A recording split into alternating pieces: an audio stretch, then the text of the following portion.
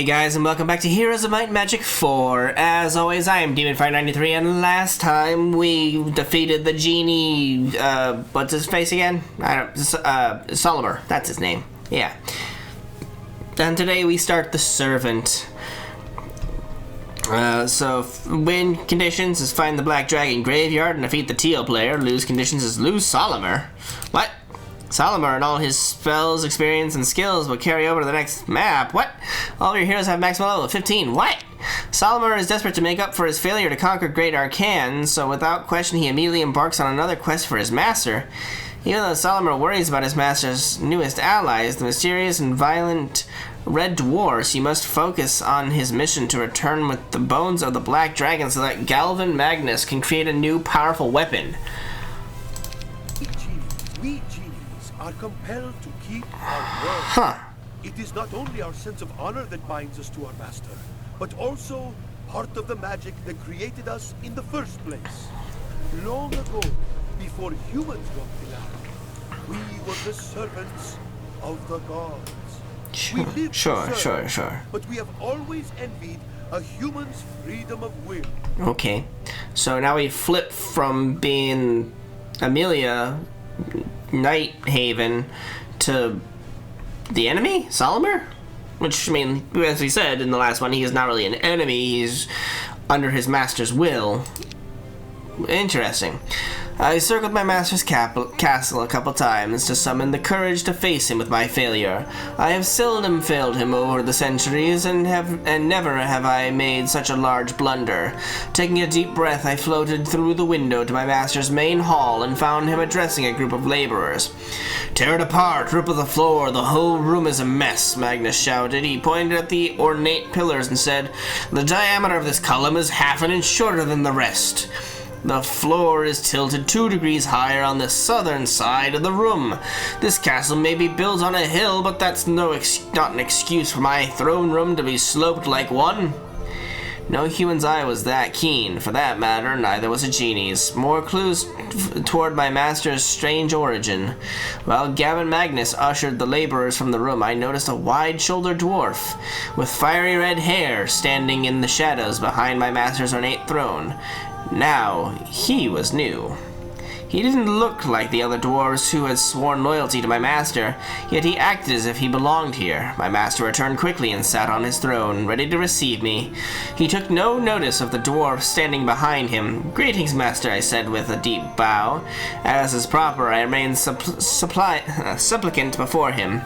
"I must say, Solymr, I never believed you would fail me in this." "You have always been so good at leading my armies in the past," Magnus said. He certainly had a point. "How did Amelia and her troops defeat me? Did I go soft on them because I am fond of their queen? Did I want to lose? I wish I could be certain that my loss had been due to bad fortune rather than my own inability. I think I underestimated her, master." "Well, I haven't the time to worry about that now. I must build another army. Fortunately, I planned even for this absurd possibility. While I take care of things here, I have another task for you. One that must succeed. Do you think you are up to it?" Gavin Magnus said. I cringed. It was going to take a while to earn back his trust. "Yes, master." Oof. Sorry there, bud. What, we get genie? What? Genies, really? Already? Get the halfling burrow. Winter will come soon, and I find myself here in this remote land with a small town and an even smaller army at my disposal. My mission is absurd. He actually wants me to find the place where the Black Dragons bury their dead so he can use their bones to construct a new creature called the Dragon Golem? Not even I, who have lived for thousands of years, have heard of such a beast. So where did he get such an idea? From that red-haired dwarf, perhaps? Perhaps. Hey, go in there. Thank you. So we get genies off the bat? That's kind of cool. Okay, let's get the Mage Tower. What have we got here? Okay. Oh, underground, eh? Oh my. Underground. Where the dragon's den is. Of course.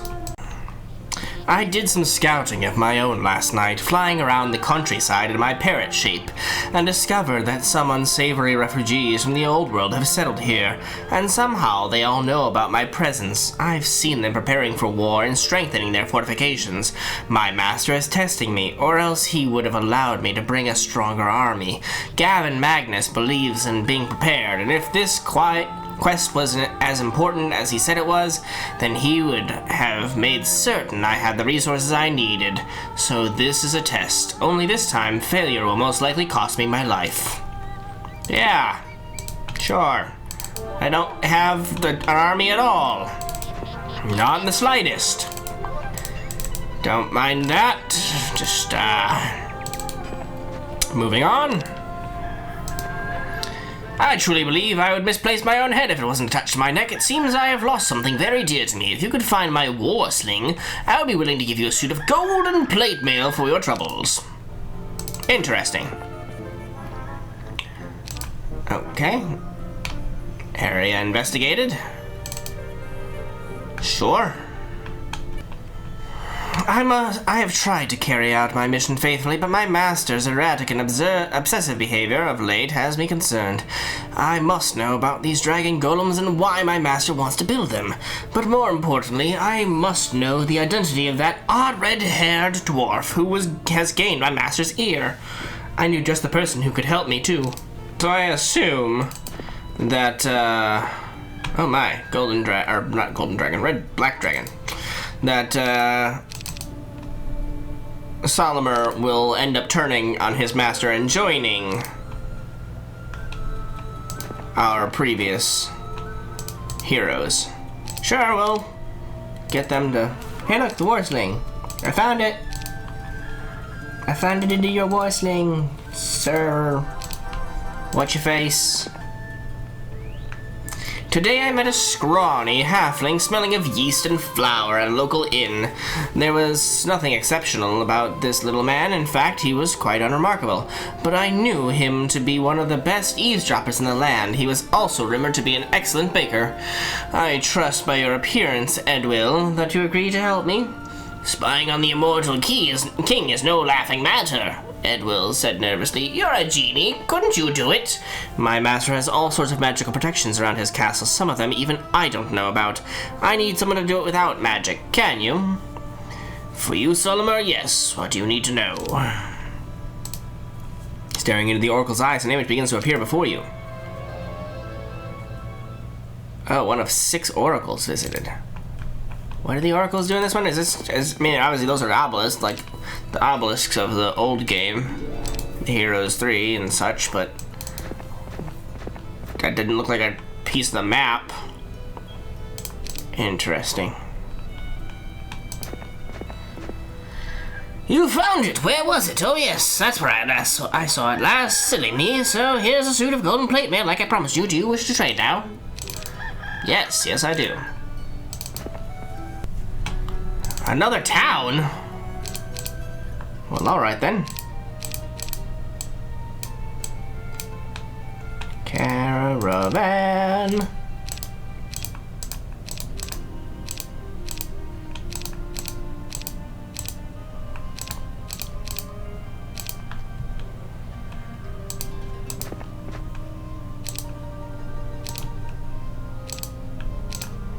There are no more caravans.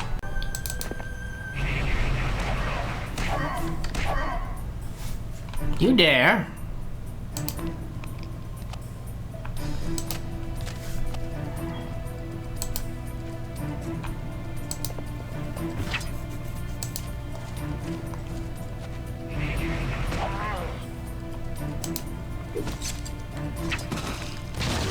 You fools.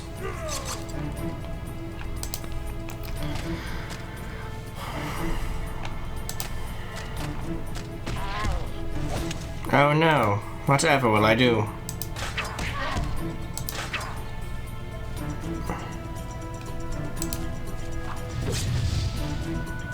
Come on then. That's it, moron. Do my bidding. Potion of immortality. Interesting. Wait, does it have to be a hero? Yeah, I want a hero. Okay.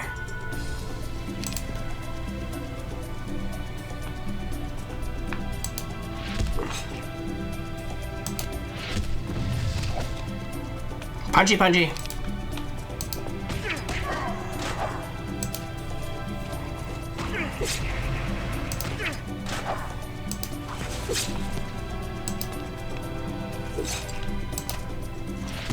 Ta-da! Captured Hurley. Sure. Mage Tower.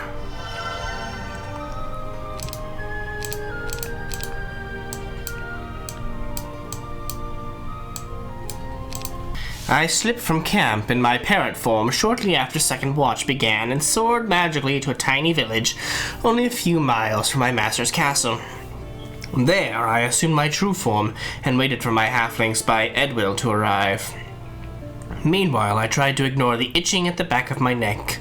Something was wrong, or something terrible was going to happen. My neck only itched that way when the strings of fate were beginning to come together in some tremendous event. The last time I felt this way, the reckoning came and the world was destroyed. Edwill arrived late, but I was too interested in what he had to say to be upset about his tardiness. I haven't heard much about dragon golems, Edwill said, but I've learned a little about that dwarf who's been hanging with the kingship. He's a grouchy fellow with few manners. The other dwarves don't even like him, and I found out why. Let me guess.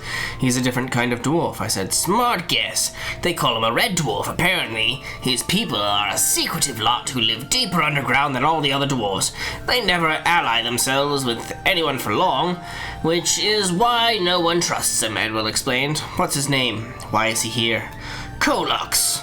He's here as an envoy because King Magnus has made an alliance with the red dwarves. Interesting.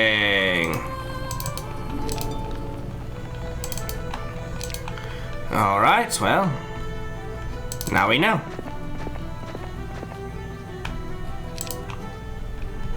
The process of creating a golem is rather simple. The golem masters didn't want you to think so, but enchanting an inanimate object with just enough magic to make it move and follow simple commands is an old art.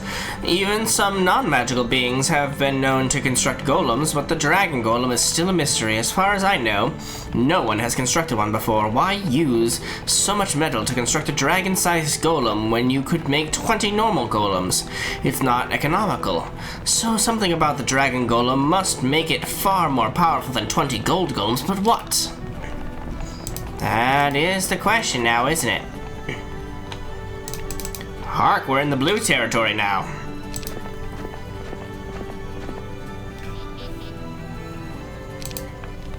Hi, Blue. Oh, really? Really? You're that dumb, huh? I mean... Okay, bud. You have fun dying to my army. Oh, look. He's dead. Oh, look. He's dead. Oh, look. He's about to die.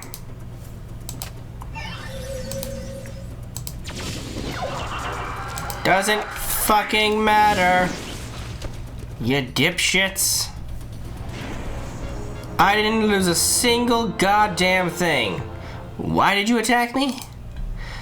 Idiot. What a fool you are.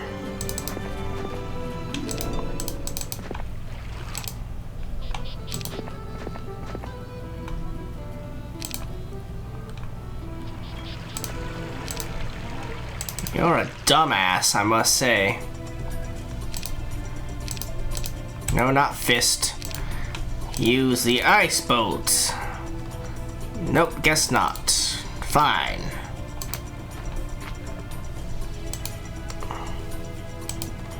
The only downside of my army of ranged units, that when it comes down to it, I have to walk to the gate to get things going.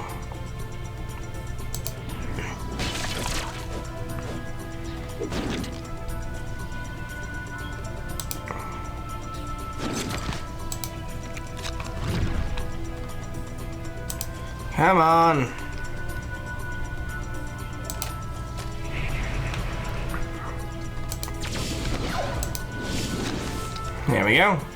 We only lost one halfling, yeah? I've captured Paphos, and blue has been eliminated. Well, the Barrow Mound generates ghosts. Oh. Today a letter came from one of the sorcerers who dwell in this area. Dear Solymr of Barad, the name of Solymr is almost as well known as that of your master, King Gavin Magnus. I have no interest in testing my magical abilities against your own, and especially not against the likes of your master, but I also do not wish to surrender even 1 acre of land that is rightfully mine. This is important to me and to the Black Dragons, so I propose a deal. Turn your sights toward another region and forget about the Black Dragon graveyard. If you do this, I will give you my full support in your battle against that upstart kingdom Great Arcan. Yes, I know of your recent defeat. With the help of my Black Dragons, I can assure your victory. As an offer of friendship, I am also willing to provide you with 10,000 gold. Please take this offer to your master. I am hopeful that this will be the beginning of a profitable relationship for us both. Lord Bloth, the Hatcher. Although I already knew the answer, I folded the letter and sent it on a magical breeze to my master's hands. Magnus would refuse, of course. Whenever he sets his mind to a certain task, he never departs from it. That is his way. Fortunately, by the time Lord Bloth realizes his bribe has failed, I'll be ready to face him in battle. I can't even tell if I got 10,000 gold or not. I have so much money to begin with. Yep. Okay. Let's build another. Ooh. Chaos Annex.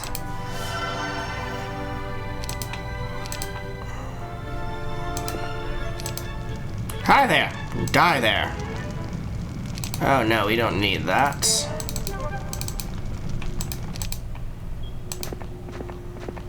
You want to become a necromancer, bud? Because you could. We could turn you into a necromancer. It would be wondrous. And let's get the Temple of the Damned, shall we?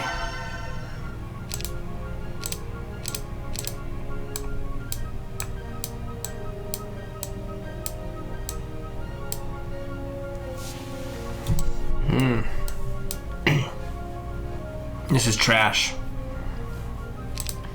Pure garbage. You think yourself tough? My word. You are a violent one, aren't you?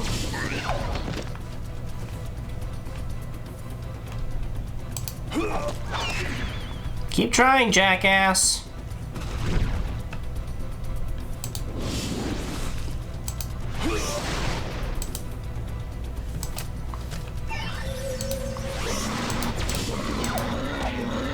Goodbye.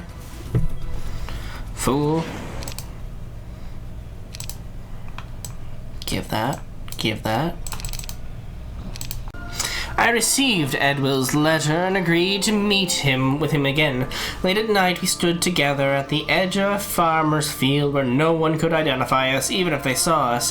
The halfling explained that 4 wagons of red dwarves had arrived a week ago. They've started construction on something.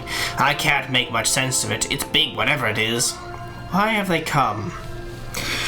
To build his kingship's dragon golems once you return. Kolox has been training his men pretty hard, barely giving them any rest. When they do have time off, those red dwarves become a rowdy bunch, I tell you. No one is happy about them being around. Why do they need the black dragon bones? I asked. It's what gives the dragon golems its strength. They crush up the bones and mix them with the metal used to forge the creatures. It all sounds rather complicated to me, and whenever those red dwarves are talking to one another, they speak in some language I can't understand. I think this is about as much as I'm going to get out of Kolox and the others. I clapped my little spy on the shoulder and smiled. You've done plenty, thank you. Now return to your kitchen and hope for the best. Sure.